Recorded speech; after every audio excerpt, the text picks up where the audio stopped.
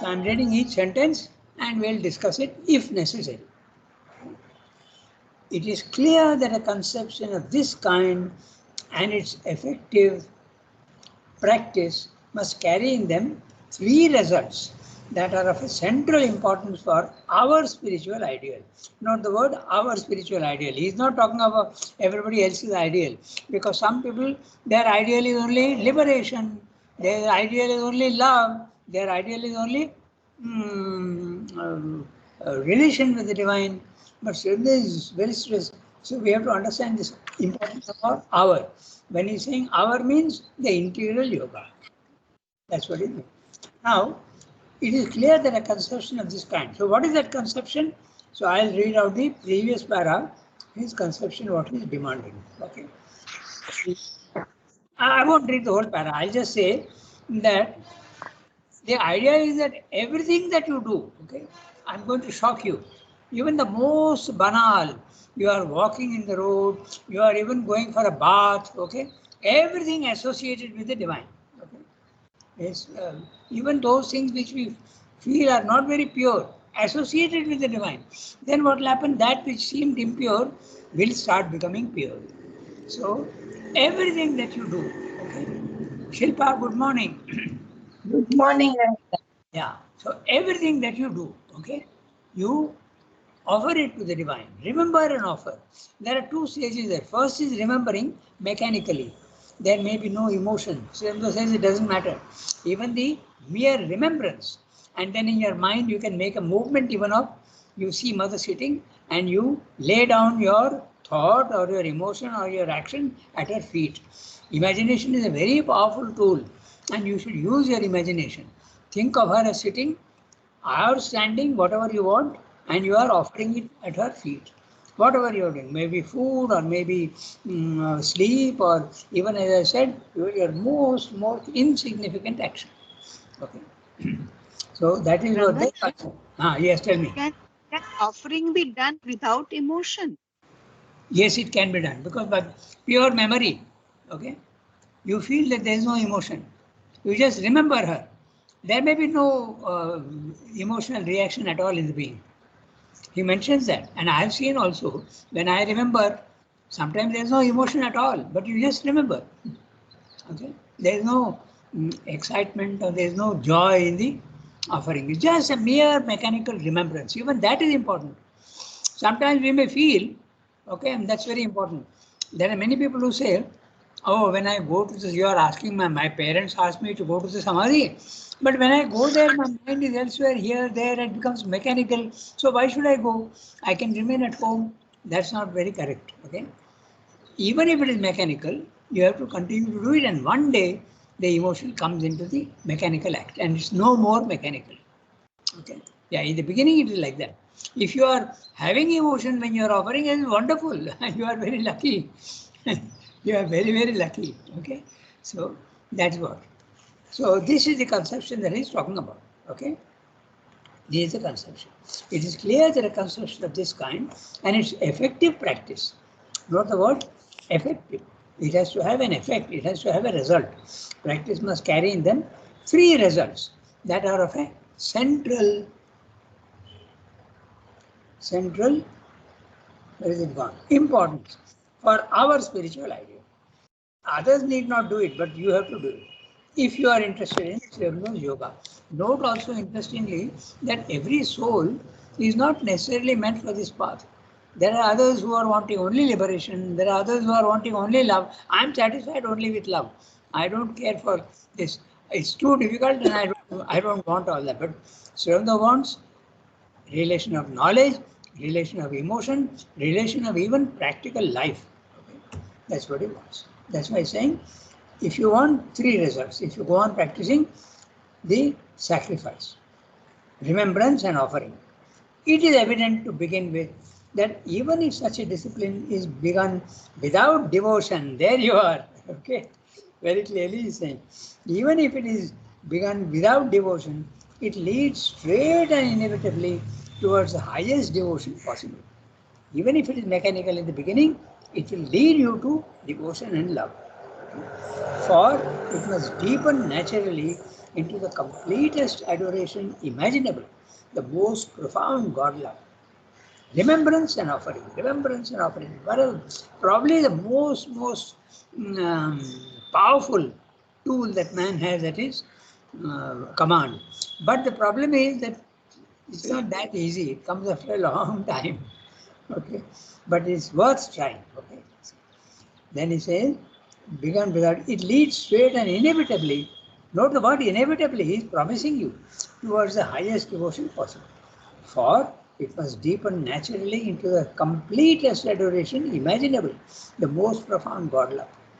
There is bound up with it a growing sense of the divine in all things. Note that.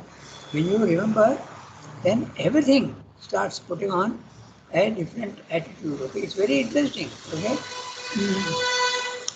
the slightest thing coming, you will remember the divine. Okay, it comes in automatically. You know, like he says about the mantra also.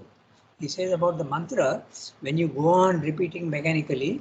Okay, finally, what happens is that the inner being starts repeating the mantra in a under the waking consciousness, at a lower level of the consciousness, lower level but more true, more subtle. The mantra goes on, okay, automatically. Okay, you are not doing it consciously in your mind, but it goes on in the inner being. Okay, he has given so many mantras, na? They are interesting. Om Anandamayi, Chaitanyamayi, Satyamayi, Parame. That is one which is very commonly used by ashramites. Then there is another one, Om Sri Aurobindo Meera, in his own handwriting. Huh? Om Sri Aurobindo Meera, open my mind, my heart, my life to your light, your love, your power. In all things may I see the divine. Note the all things. Even in the most ugly, even in the most repulsive, you have to see the divine. And that can come only at the end. In the beginning, we will definitely be repulsed and we will not see the divine in, but ultimately it will come. Okay. There is bound up with it a growing sense of the divine in all things, a deepening communion with the divine in all our thought, will, action. Thought belongs to the mind, the will to the vital part, and the action is the physical part. And every movement of our lives, a more and more moved consecration to the divine in the totality of our being. Sri Aurobindo often uses the word moved like this, more moved. That means when there is movement, it is dynamic. It's not static. I think he means it that way. The more dynamic consecration to the divine of the totality of our being by the mind and the vital and the body. Okay? Now, these implications of the yoga of works, karma yoga, are also of the very essence of an integral and absolute bhakti. So, when you are doing the karma yoga, remembering and offering, it will lead you ultimately to the integral and absolute bhakti, devotion, love for the divine. The seeker who puts them into living practice. Note the word living, he is using the word living here. Earlier he has used the word moved, dynamic. Okay? Living practice makes in himself continually a constant, active and effective present representation of the very spirit of self-devotion.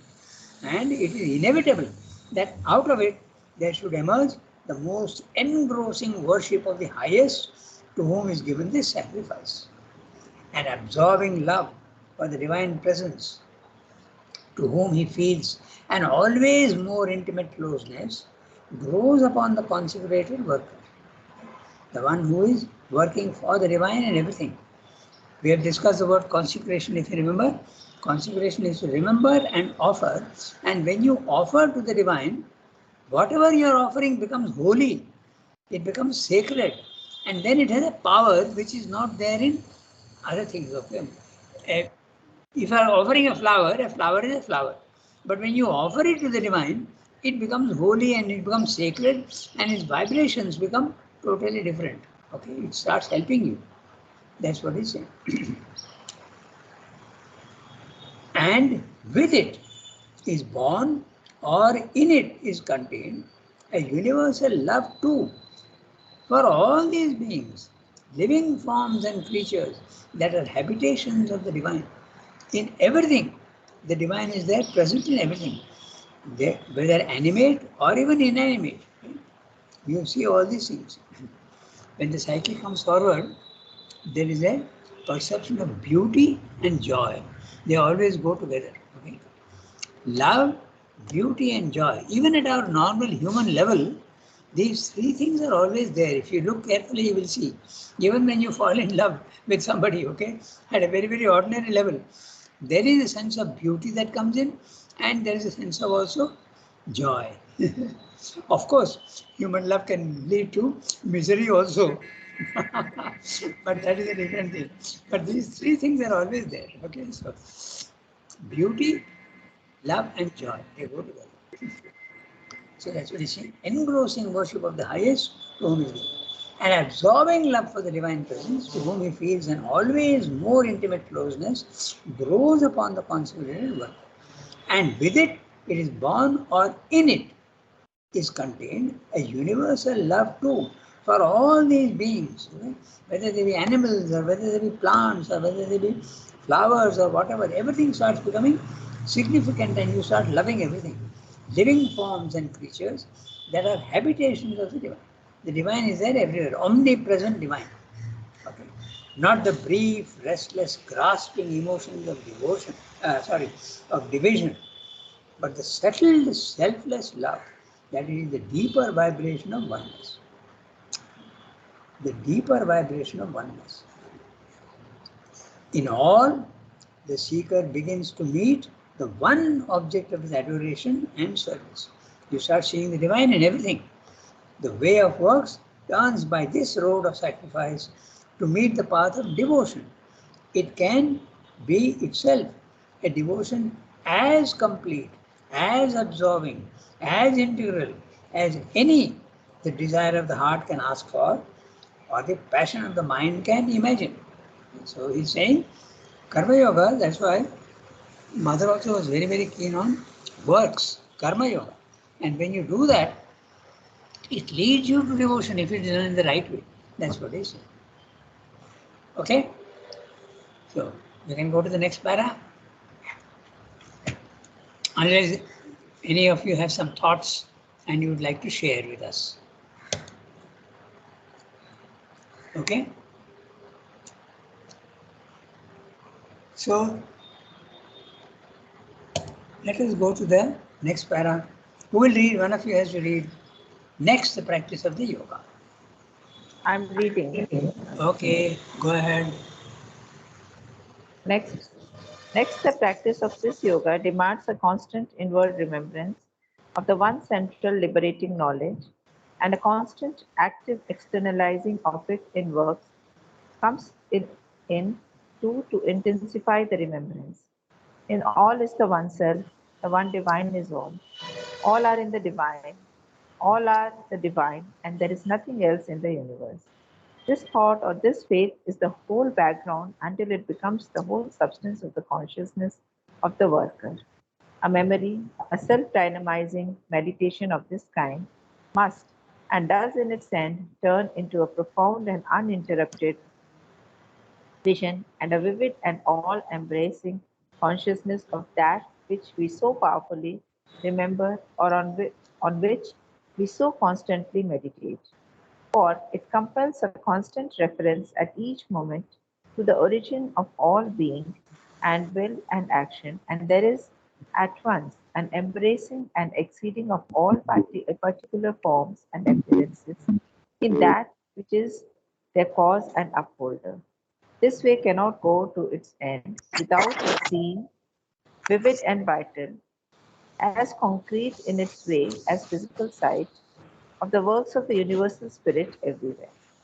On its summit, it rises into a constant living and thinking and willing and acting in the presence of the supramental, the transcendent.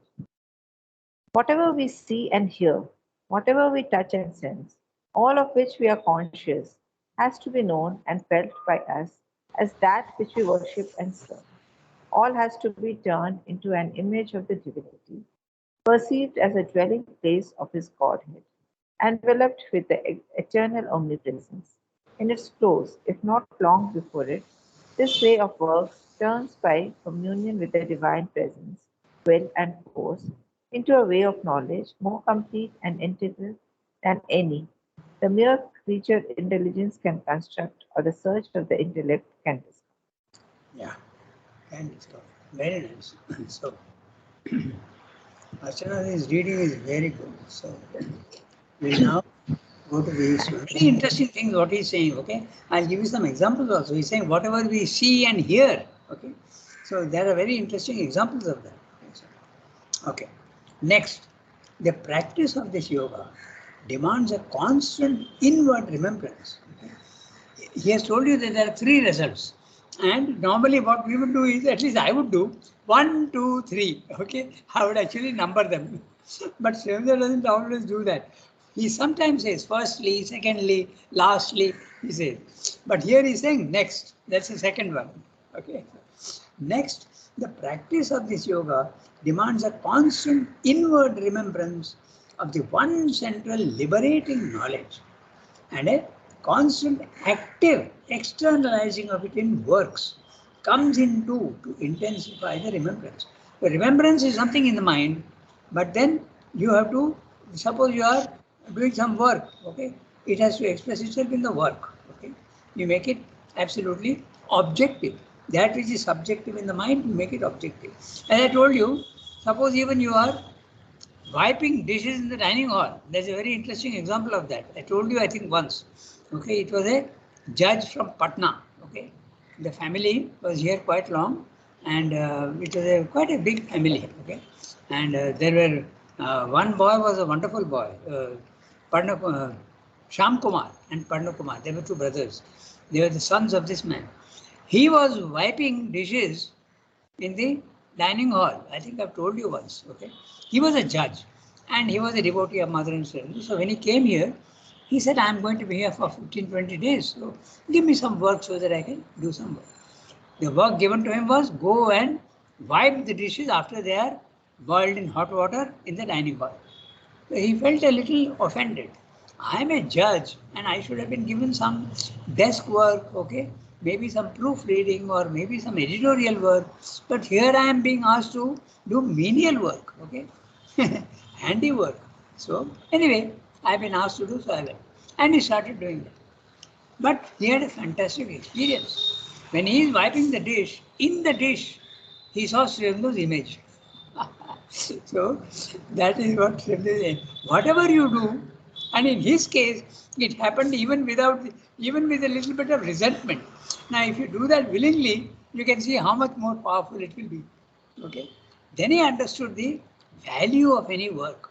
The work itself is not important. It is the attitude with which you do it that matters.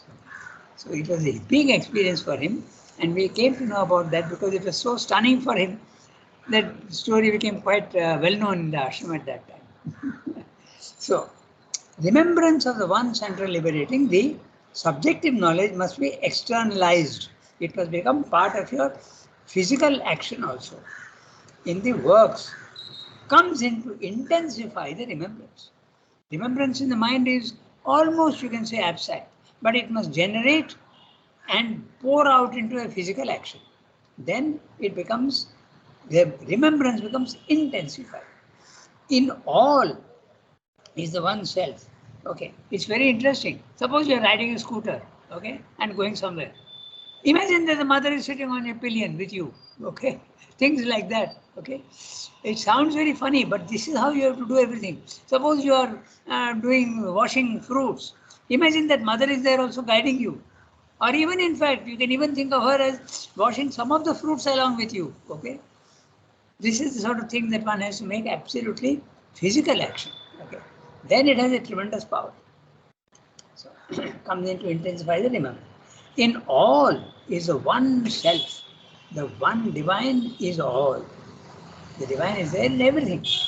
We don't see that, but when this devotion is practiced in this way, you can see it ultimately. Don't think it will get it in 1 or 2 days. This is something that we are all impatient, but it takes a long time, but the effort is worth it. So, in all is the one self. The one divine is all. All are in the divine, all are the divine, and there is nothing else in the universe. Advaita philosophy. This is the Indian contribution. Everything in the physical world, the most banal, the most ordinary, the most vulgar, everything is the divine. You have to see behind the form and you will see the divine lurking in the background. Okay? So, just 1 second.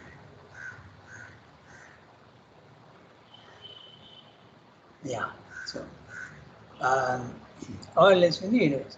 This thought or this faith is the whole background until it becomes the whole substance of our being, of the worker. Okay? Note the word substance of the consciousness. No, I think I skipped. No? This thought or this faith is the whole background until it becomes the whole substance of the consciousness of the worker. Note the word substance. Consciousness is not something abstract. It is a substance. And that substance becomes full of, the air is substance, but you don't feel it to be substance. And when you are lighting a dhoop or something, it fills the whole room. So this is what he's saying. The substance of the consciousness becomes full of love for the divine. Okay? It's something very, very concrete.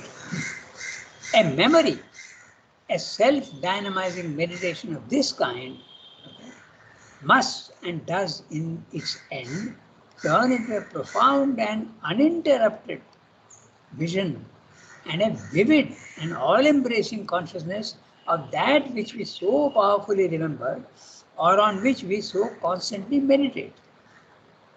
Now note that we're making a difference between remembrance and meditating. Okay? Meditating is much more than remembering. Remembering can be very powerful, but meditating on it, that means constant remembrance. That's meditation. Okay, it becomes most effective. A remembrance can become a meditation, for it compels a constant reference at each moment to the origin of all being and will and action. Okay. Now note again, being, will and action. And varies at once an embracing and an exceeding of all particular forms and appearances in that which is the cause and upholder. So everything becomes related to the divine. There are many grades, but ultimately you start seeing the divine in everything. Not quickly, but that is the ultimate aim for the integral yoga at least. This way cannot go to its end without a seeing. Okay, it's an actual sight, seeing, vivid and vital, as concrete in its way as physical sight. Look at that. See, we think that physical sight is the most concrete, most proof, but he's saying it can be even the subtle seeing is more concrete. Of the works of the universal spirit everywhere. On its summits, it rises into a constant living and thinking and willing. Okay. Again, you can see how he is including all the parts of the being. Living, thinking, willing, and acting in the presence of the supramental, the transcendent. Whatever we see and hear, whatever we touch and sense, all of which we are conscious, has to be known and felt by us as that which we worship and serve. Now it is very interesting, whatever we see and hear. When you see something, there are two sonnets of the divine sight and the divine hearing. So Swami is saying in that sonnet about seeing, wherever he turns, he sees himself, because you have become the self, you have become. I see myself with another face. That's the first one. And hearing, and it is very interesting sonnet. If you go to the divine hearing, if you go there, you will see that the most raucous sounds, the most noisy sounds also are divine sounds they become. He has mentioned particularly the industrial factory blowing its siren for the workers to come. It is time for the workers. Even that becomes a divine sound. Even the screeching of an eagle becomes a divine sound. Even the traffic noise becomes Srirendra is using these images. I'm not. Read that sonnet and you will see that. Okay, the divine hearing. Sonnet. Rangata, which sonnet? It's called the divine hearing. Yeah. Divine hearing. And there's also a divine sight. It's very interesting. He's saying actually all these things. He's saying the automobiles, no, he not exact word, but autos horn, okay, and the blaring of the siren. All these things become divine sounds. We can hardly think of being divine sounds. And traffic noise usually disturbs us. But in that consciousness, everything is divine. Wonderful. So, whatever we see and hear, whatever we touch and sense, all of which of which we are conscious, has to be known and felt by us as that which we worship and serve. Not the word worship, but also serve. Okay. All has to be turned into an image of the divine, perceived as a dwelling place of its Godhead, of his Godhead, enveloped in the eternal presence. In its close, at the end, if not long before it, even before the end of the sadhana, you can start examining, getting the experience, he's saying. This way of works turns by communion with the divine presence, will and force, into a way of knowledge, more complete and integral than any mere creature intelligence can construct or the search of the intellect can discover. So first result of sacrifice was devotion. The second result is knowledge. You come to know of the divine more and more intimately. Lastly, now we go to the third para. I would have said number 3, but he's saying lastly. Okay, what happens? Egoism disappears. So we will read that unless you have something to say. Okay, so everything, sight, sound, even touching and sensing, he is saying, you have to feel that as the divine. Even touching and sensing, all of which we are conscious. Normally, when we smell a beautiful flower, it's easier for us to imagine the divine. If you touch something very soft and sweet and gentle, we think of the divine. It's easier. But you must be able to touch even the harshest of objects and still feel that it's the divine. And that's very, very difficult, but that's the ultimate aim in integral yoga. Okay? So shall we read the last one? Lastly, the practice of this yoga. Sunki, good morning. You joined late, so I started recording. I did your job. Thank you. Thank you for the recording, Ranga. I took over your function. Okay, so let's read the last one. Lastly, the practice of yoga.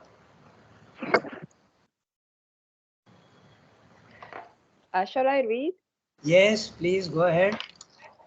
Lastly, the practice of this yoga of sacrifice compels us to renounce all the inner supports of egoism, casting them out of our mind and will and action, and to eliminate its seed, its presence, its influence out of our nature.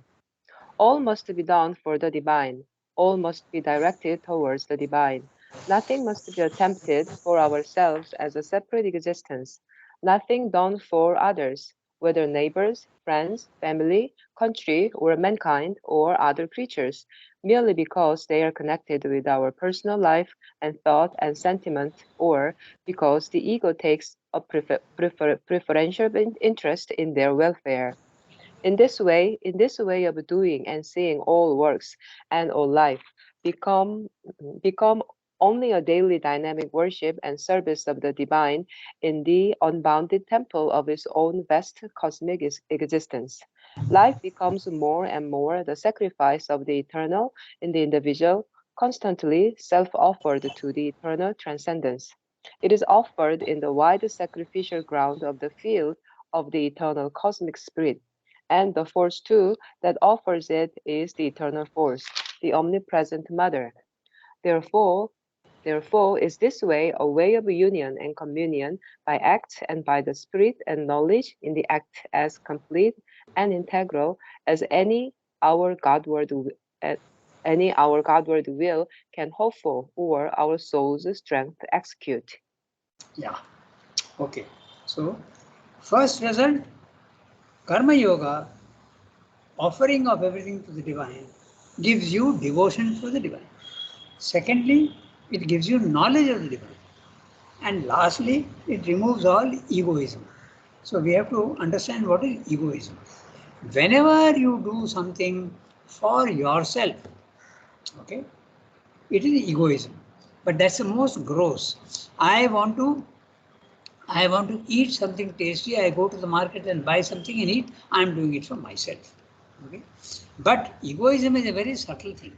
Even when you do something for others, okay, I am sacrificing my education because I want my brothers, younger brothers, and I'm in a very poor family. I will sacrifice. I will earn my living so that my younger brother can get educated. Now you are doing it for your brother. But even this can be ego-based. That's the interesting thing. That's why all philanthropy, altruism, humanitarianism, Sremda says, is not spiritual, but it is ego-based. Of course, it can become non-ego-based also, but mostly it is ego-based. You are doing it for your own satisfaction. The outer act is done for somebody else. And Sremda is mentioning that. Neighbors, friends, family, country, or mankind. Okay? It will become more and more universal. You are doing for the country. I'm not doing anything for myself. I'm doing it for the country. I'm doing it for mankind. Yet there is a personal satisfaction. That personal satisfaction is egoism. So it becomes very, very subtle. That's what Sremda is saying. So you have to remove that gross egoism first goes away because you are doing it for the divine. You are not doing it. You are not thinking of yourself. Secondly, you have to remove even that subtle ego. And finally, you remove it entirely. That's at the end of the journey. So egoism. Okay. Lastly, the practice of this yoga of sacrifice compels us to renounce all the inner supports of egoism, casting them out of our mind and will and action. Now, he is talking of inner supports of egoism. So, you can give examples of inner supports. Humanitarianism, altruism, philanthropy are all sense of giving help to others. All these are the inner supports of egoism. Casting them out of our mind and will and action. And to eliminate its seed, okay, that's the whole problem. The seed of egoism is very, very deeply entrenched in all human beings. Even in animals it is there, but not as prominently as in human beings. Its presence, its influence out of the nature. You have to eliminate it right from the, as Sremda says, bleeding roots. You have to remove it from the bleeding roots. Okay. All must be done for the divine. All must be directed towards the divine. Nothing must be attempted for ourselves as a separate existence. Nothing done for others.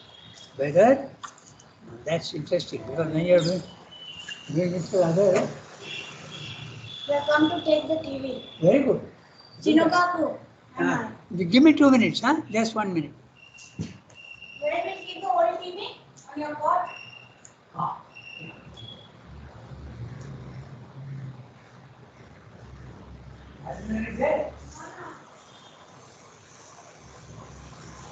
Be very careful, huh?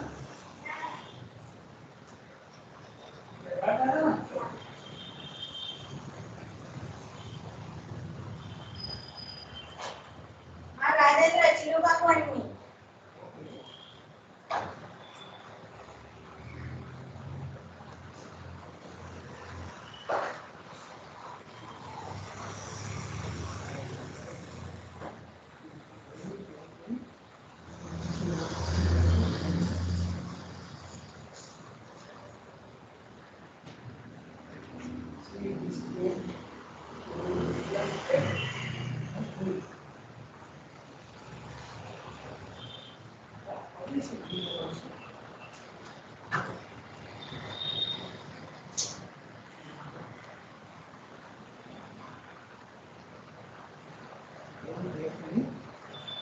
This also here.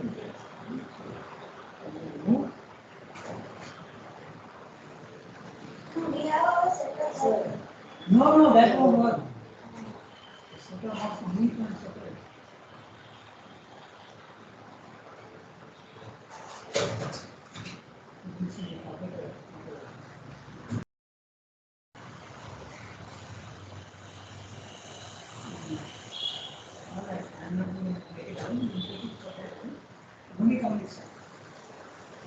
wait, wait. The door has to be open. Open the door.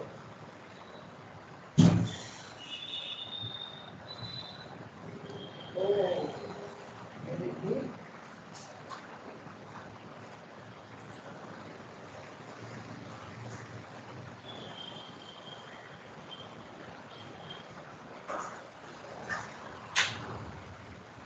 Now,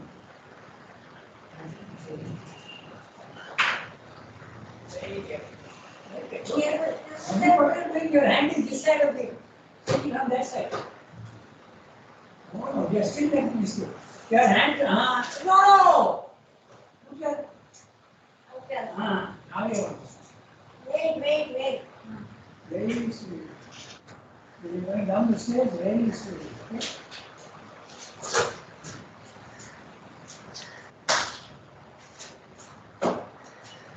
You're pulling the wrong cords. Just a minute. Yes.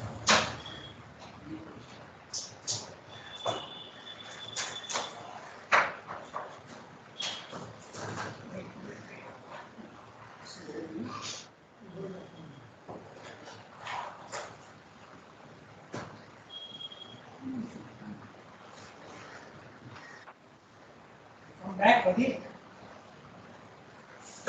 Set up, okay?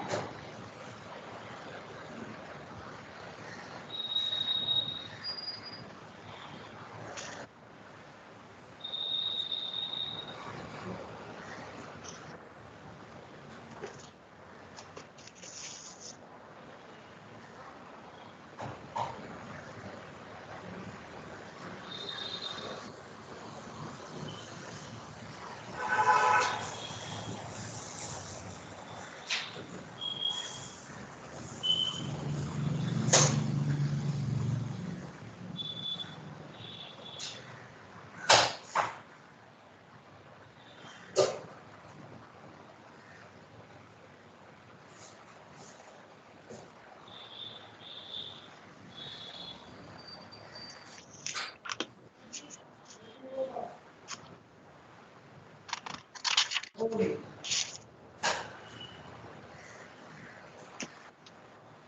I'm setting in the class. Come back from the setup door.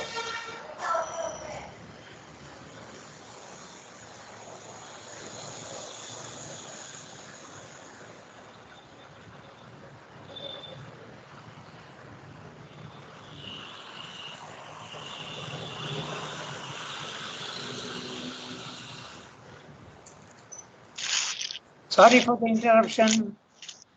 Okay. So, 8:20. You got 7 minutes.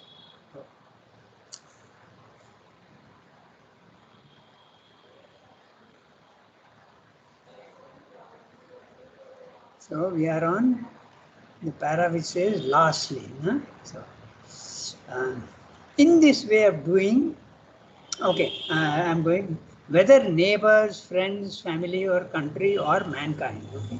Even mankind. I can tell you a very interesting thing, Srirando's own experience.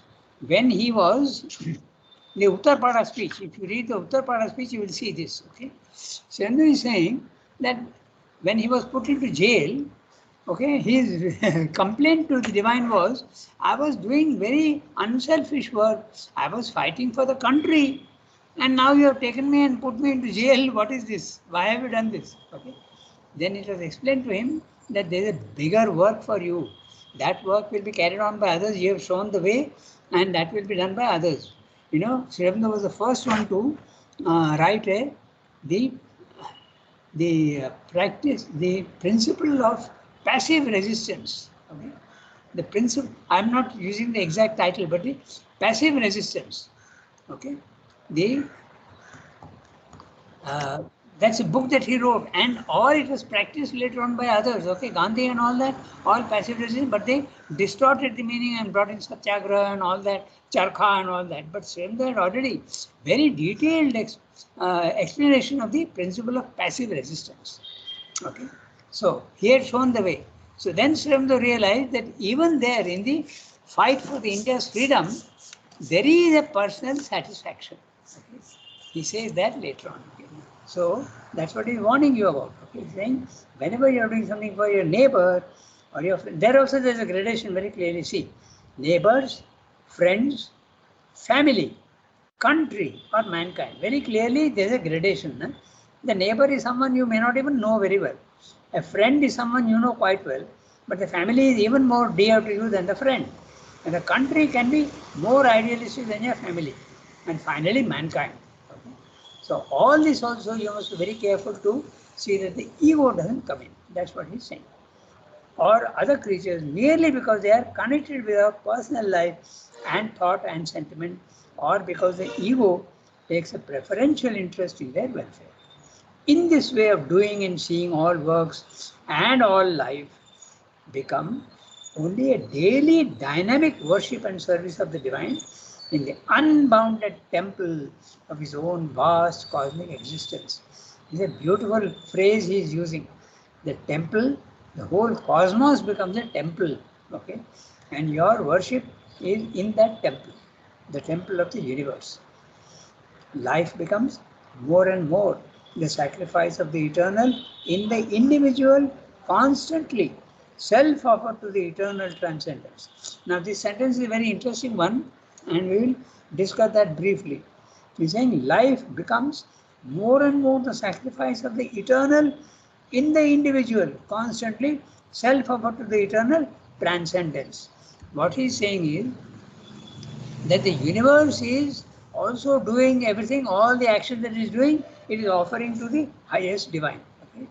And there is also another idea also, which is all you can experience also, that the Prakriti is doing everything, because Prakriti is the force, Shakti, is doing everything, executing everything for the enjoyment of the divine. Okay? And this becomes an individual thing also, because when you reach the highest level of consciousness, everything that the body mind life is doing, or everything that is being done in the universe, you start enjoying it. Okay? There is nothing which is unpleasant. Even those things which remained unpleasant to you earlier now become pleasant. So Prakriti is doing everything for the enjoyment of the Purusha. But this is at the universal level, and it's also at the individual level. That's the interesting part. And universe is offering to the divine. You are also offering to the divine through the universe. In the mother, he says that very clearly. He says it's a sacrifice. The divine has sacrificed his own consciousness, his own power, his own ananda, and come down into the physical world to redeem it, to take it back to its origin. So it's a huge sacrifice. He calls it the Holocaust. The Holocaust is vast destruction. Okay? So this is what he says. Life becomes more and more the sacrifice of the eternal in the individual, constantly self-offered to the eternal transcendence. It is offered in the wide sacrificial ground.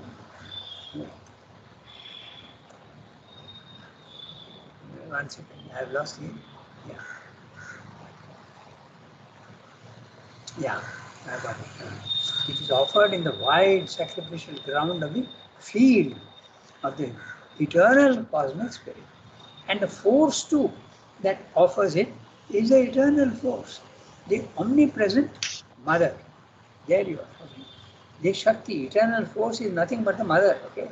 The Jagan Mata, we have the idea in India very clearly that the divine is also, the feminine aspect of the divine also is there. Okay. And this is very interesting. The force too that offers is the eternal force, the omnipresent mother. Therefore, is this way a way of union and communion by acts and by the spirit and knowledge in the act, as complete and integral as any our Godward will can hope for or our soul's strength execute. So, Karma Yoga is a very, very powerful method, and the principle of Karma Yoga is sacrifice. And what is sacrifice? Remembering and offering. Remembering and offering. Everything, whatever you are doing. Then it leads to a total understanding of the divine, because it gives you devotion, it gives you knowledge, and it also removes your ego. Okay? We have, it is 8:34, which means that it is time to stop. So next time we'll read, it has all the power of a will. Okay? Note down, and if there is something that you would like to discuss, we can do that, or like to share, and otherwise we will stop here for today. Okay? Yes, Ranga. Everybody. Yeah. Merci beaucoup. Okay, au revoir everybody. Bonne journée.